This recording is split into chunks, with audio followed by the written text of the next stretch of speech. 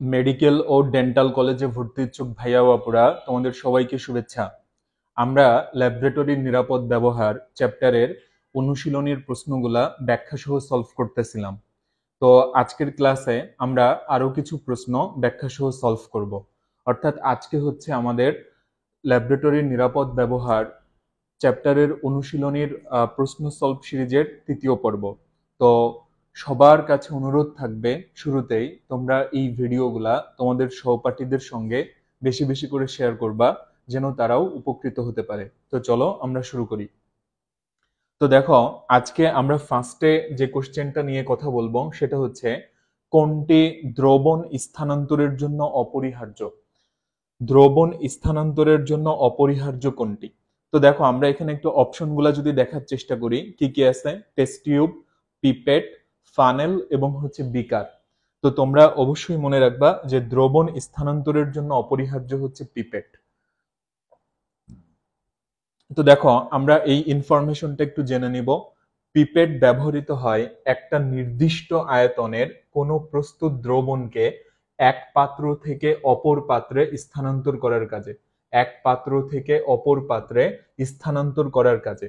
তাহলে পিপেট ব্যবহৃত হয় একটা নির্দিষ্ট আয়তনের কোনো প্রস্তুত দ্রবণকে এক পাত্র থেকে অপর পাত্রে স্থানান্তর করার কাজে। এবার আমরা চলে আসব নেক্সট কোশ্চেনে। 10.5 মিলিলিটার পটাশিয়াম পারম্যাঙ্গানেট দ্রবণ সঠিকভাবে মেপে নিতে কোনটির ব্যবহার উত্তম হবে? তো দেখো, আমরা যদি এখানে অপশনগুলো একটু দেখি, একটা আছে হচ্ছে আয়তনিক ফ্লাস্ক, তারপর কনিক্যাল ফ্লাস্ক, পিপেট আর হচ্ছে বুরেট। তো এই প্রশ্নের সঠিক উত্তর হবে হচ্ছে বুরেট। তোমরা মনে রাখবা যে আয়তনিক বিশ্লেষণে টাইট্রেশন কাজে বুরেট ব্যবহৃত হয়। আয়তনিক বিশ্লেষণে টাইট্রেশন কাজে বুরেট ব্যবহৃত হয়। আচ্ছা, এবার আমরা চলে আসতে পারি 28 নম্বর কোশ্চেনে। টাইট্রেশন কালে তরলের আয়তন সূক্ষ্মভাবে পরিমাপের জন্য কোনটি ব্যবহৃত হয়?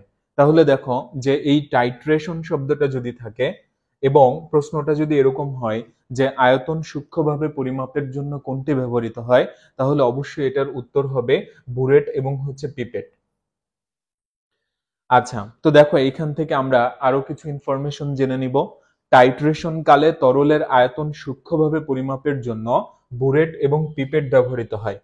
বুরেট ব্যবহৃত হয় একটা বিকারকের দ্রবণকে তুল্য পরিমাণে অপর বিকারকের নির্দিষ্ট আয়তনে মিশানো বা টাইট্রেশন কাজে।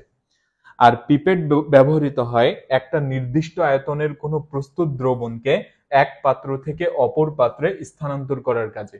তাহলে এই যে ইনফরমেশন গুলা, এটা যদি তোমার সঠিকভাবে মনে না থাকে তাহলে কিন্তু তুমি কনফিউজ হয়ে যাবা যে কোনটা আসলে সঠিক উত্তর ছিল। এবার আমরা চলে আসতে পারি 29 নম্বর কোশ্চেনে। তো এখানে বলা হচ্ছে, বুরেট এবং পিপেট তৈরিতে কোন কাজ ব্যবহৃত হয়? তাহলে অবশ্যই এটা মনে রাখবা যে বুরেট এবং পিপেট তৈরিতে আমরা হচ্ছে পাইরেক্স কাজ ইউজ করব। পাইরেক্স, তাইলে এই কাজটার নাম মনে রাখতে হবে পাইরেক্স কাজ। তাইলে দেখো, আমরা আরো কিছু যদি জেনে নিই, পাইরেক্স বা শক্ত পটাশ গ্লাস দিয়ে কি কি তৈরি করা হয়? পাইরেক্স বা শক্ত পটাশ গ্লাস। তাহলে এখানে আছে দেখো, শক্ত টেস্ট টিউব। টেস্ট টিউব, দেখো টেস্ট টিউব তৈরিতে নরম কাঁচও লাগে আবার শক্ত কাঁচও লাগে। তাইলে নরম টেস্ট টিউব যদি হয় তাহলে সেক্ষেত্রে নরম কাঁচ, আর যদি শক্ত টেস্ট টিউব হয় সেক্ষেত্রে হচ্ছে শক্ত কাঁচ। এবার আমরা চলে আসব বিকার, এবং এই বিকারটা হচ্ছে উন্নত মানের বিকার। উন্নত মানের বিকার হইলে সেটা হচ্ছে শক্ত কাঁচ লাগবে। তারপর দেখো, রিএজেন্ট বোতল, conical flask, pipette, burette, measuring cylinder, measuring flask বা আয়তনিক ফ্লাস্ক, গোলতলি ফ্লাস্ক, পাতন ফ্লাস্ক, ডেসিকেটর বা হচ্ছে শুষ্ককারক, এবং ভ্যাকুয়াম পরিস্রাবণ প্রক্রিয়ায় ব্যবহৃত যন্ত্রপাতি। তাহলে এইগুলা হচ্ছে তোমার পাইরেক্স বা শক্ত পটাশ গ্লাস দিয়ে তৈরি করা হয়। তো দেখো, আমরা একটা নেমোনিক শিখবো যেন আমরা এটা মনে রাখতে পারি যে পাইরেক্স বা শক্ত পটাশ গ্লাস দিয়ে কি কি তৈরি করা হয়। তো দেখো, নেমোনিকটা হচ্ছে মেজর গোপাল। তাহলে মেজর গোপাল কণার বড় ভাই। তাহলে কণার বড় ভাইয়ের নাম কি? গোপাল, এবং উনি হচ্ছেন মেজর। তাহলে দেখো, এটার এক্সপ্লানেশন কি আসবে? মেজর থেকে হচ্ছে মেজারিং ফ্লাস্ক এবং মেজারিং সিলিন্ডার। গো থেকে হচ্ছে গোলতলি ফ্লাস্ক। তারপরে হচ্ছে পাল, প থেকে হচ্ছে পিপেট এবং পাতন ফ্লাস্ক। কণা, কণা থেকে হচ্ছে কনিক্যাল ফ্লাস্ক। রতে হচ্ছে রিয়েজেন্ট বোতল। বড়তে হচ্ছে বুরেট এবং বিকার, এবং এই বিকারটা কেমন বিকার, এটা হচ্ছে উন্নত মানের বিকার। আর ভাই, ভাইতে হচ্ছে ভ্যাকুয়াম পরিস্রাবণ প্রক্রিয়ায় ব্যবহৃত যন্ত্রপাতি। আচ্ছা, এরপরে আমরা চলে আসবো হচ্ছে পরের কোশ্চেনে। দেখো 30 নম্বর কোশ্চেন। তো 30 নম্বর কোশ্চেনে কি বলা হয়েছে, বুরেট রিঞ্চ করতে ক্রোমিক অ্যাসিড ব্যবহার করা হয় কেন? তাহলে এবার খেয়াল করো যে ক্রোমিক অ্যাসিড জিনিসটা কি আসলে। তাহলে ক্রোমিক অ্যাসিড হচ্ছে পটাশিয়াম ডাইক্রোমেট এবং গাঢ় সালফিউরিক অ্যাসিডের মিক্সচার, এটাকে আমরা বলে থাকি ক্রোমিক অ্যাসিড মিশ্রণ। তাহলে ক্রোমিক অ্যাসিড, এটার সংকেত হচ্ছে এটাই, পটাশিয়াম ডাইক্রোমেট প্লাস হচ্ছে গাঢ় সালফিউরিক অ্যাসিড। আচ্ছা, আর বুরেট রেঞ্জ করতে ক্রোমিক অ্যাসিড ব্যবহার করা হয় এই কারণে যে ক্রোমিক অ্যাসিড হচ্ছে একটা তীব্র জারক পদার্থ। এটা মনে রাখতে হবে যে ক্রোমিক অ্যাসিড হচ্ছে একটা তীব্র বা শক্তিশালী জারক পদার্থ।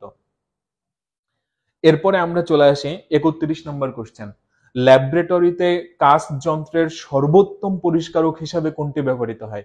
দেখো এই প্রশ্নটা কিন্তু ডেন্টাল ভর্তি পরীক্ষার বিগত প্রশ্ন, ডেন্টাল 23-24 এই প্রশ্নটা আসছে যে ল্যাবরেটরিতে কাস্ট যন্ত্রের সর্বোত্তম পরিষ্কারক হিসাবে কোনটি ব্যবহার করা হয়। তাহলে এটারও সঠিক উত্তর হবে ক্রোমিক অ্যাসিড। তো দেখো আমরা মনে রাখবো ল্যাবরেটরিতে ব্যবহৃত গ্লাস সামগ্রী ধৌতকরণে কি কি পরিষ্কারক মিশ্রণ ব্যবহৃত হয়। তো এটা মনে রাখার শর্টকাট টেকনিক হচ্ছে এনডিসি, নটরডেম কলেজের সংক্ষিপ্ত রূপ এনডিসি। তো সেটাকেই আমরা ব্যবহার করব এই ক্ষেত্রে। এন থেকে কি আসবে, সোডিয়াম কার্বনেট দ্রবণ। ডি তে হচ্ছে ডিটারজেন্ট ডেকন 90 এবং সি তে হচ্ছে ক্রোমিক অ্যাসিড মিশ্রণ। এবং ক্রোমিক অ্যাসিডের সংকেত নিশ্চয়ই জানো যে পটাশিয়াম ডাইক্রোমেট এবং গাঢ় সালফিউরিক অ্যাসিডের মিশ্রণ, এটাকে আমরা বলে থাকি ক্রোমিক অ্যাসিড মিশ্রণ।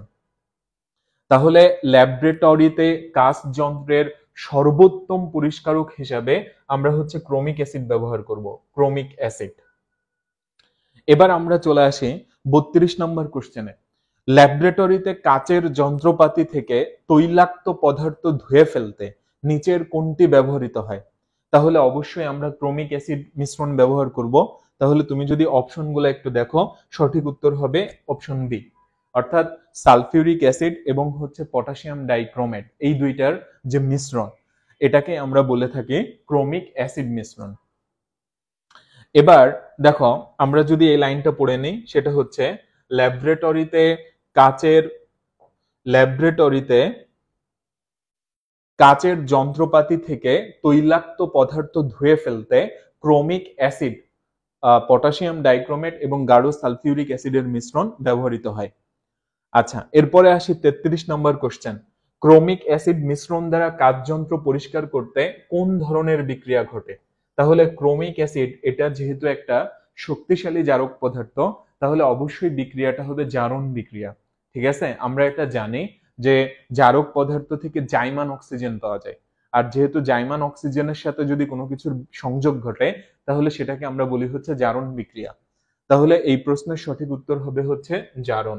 তাহলে দেখো আমরা যদি আরো একটু জেনে নিই যে ক্রোমিক অ্যাসিড মিশ্রণ হচ্ছে পটাশিয়াম ডাইক্রোমেট এবং গাঢ় সালফিউরিক অ্যাসিডের মিশ্রণ। ক্রোমিক অ্যাসিড হচ্ছে একটা তীব্র জারক পদার্থ, বিক্রিয়াকালে এটি জাইমান অক্সিজেন বা অক্সিজেন পরমাণু উৎপন্ন করে। তৈল জাতীয় ময়লা পদার্থকে ওই জাইমান অক্সিজেন জারিত করে ময়লাকে দূর করে থাকে। তাহলে দেখো 33 নম্বর কোশ্চেন, যেটা ক্রোমিক অ্যাসিড মিশ্রণ দ্বারা কাচযন্ত্র পরিষ্কার করতে কোন ধরনের বিক্রিয়া ঘটে, এই প্রশ্নের সঠিক উত্তর হবে জারণ। এবার আমরা চলে আসি 34 নম্বর কোশ্চেনে। বুনসেন বার্নারে অনুজ্জ্বল শিখায় জারণ মণ্ডলে সর্বোচ্চ কত তাপমাত্রা সর্বোচ্চ কত থাকে বা সর্বোচ্চ তাপমাত্রা কত থাকে? তাহলে এটা অবশ্যই মুখস্থ রাখতে হবে 1570 ডিগ্রি সেলসিয়াস, 1570 ডিগ্রি সেলসিয়াস। তাহলে বলা হচ্ছে বুনসেন বার্নারে বহিস্থ জারণ শিখায়। তাহলে দেখো এটা কিন্তু বহিস্থ জারণ শিখা, অন্তস্থ না কিন্তু। আবার এটা কিন্তু বিজারণ শিখাও না, এটা মনে রাখতে হবে জারণ শিখা। আচ্ছা, তাহলে বহিস্থ জারণ শিখায় তাপমাত্রা 1570 ডিগ্রি সেলসিয়াস পর্যন্ত হয়ে থাকে, 1570 ডিগ্রি সেলসিয়াস। এবার আমরা চলে আসি যে নিচের কোনটিতে তাপ দেওয়ার জন্য তার জালি ব্যবহৃত হয় না, মানে তার জালি ব্যবহার করা হয় না। তাহলে এটার সঠিক উত্তর হবে টেস্ট টিউব।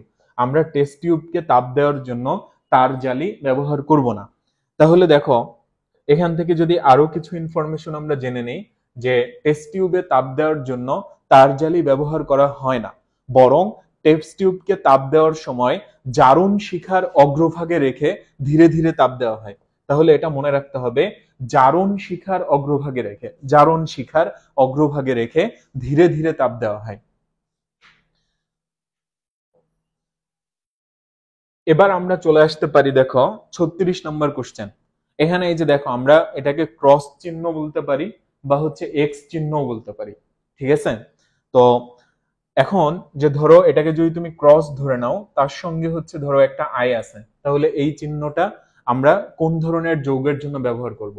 তো তোমরা মনে রাখবা যে এই ধরনের প্রতীকগুলোকে আমরা বলে থাকি হচ্ছে হ্যাজার্ড সিম্বল, অর্থাৎ এরা কোনো বিপদ বা ঝুঁকিকে নির্দেশ করে, ঠিক আছে? তো এখন কথা হচ্ছে এই যে আইটা, এই আই দিয়ে বোঝানো হয় ইররিট্যান্ট। ইররিট্যান্ট, ইররিট্যান্ট শব্দের অর্থ হচ্ছে উত্তেজক। তাহলে উত্তেজক পদার্থকে বোঝানোর জন্য আমরা এই চিহ্নটা ব্যবহার করে থাকব। তাহলে আই দিয়ে কি আসবে? ইররিট্যান্ট, যেটার বাংলা মানে হচ্ছে উত্তেজক পদার্থ। এবার আমরা দেখব যে এমএসডিএস এটার পূর্ণ নাম কি? এমএসডিএস।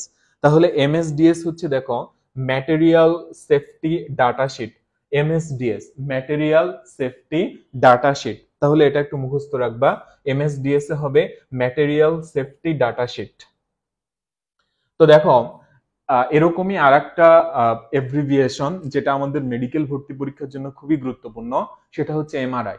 এমআরআই তে কি হয়? ম্যাগনেটিক রেজোনেন্স ইমেজিং, এটা মনে রাখবা। আর এমএসডিএস এ হবে ম্যাটেরিয়াল সেফটি ডাটা শিট। তো ভাইয়া ও আপুরা, এখনকার মতো বিদায় নিচ্ছে। তোমাদের সঙ্গে খুব শীঘ্রই ল্যাবরেটরির নিরাপদ ব্যবহার অনুশীলনের প্রশ্ন ব্যাখ্যা সহ সমাধান সিরিজের ৪র্থ পর্ব নিয়ে হাজির হব।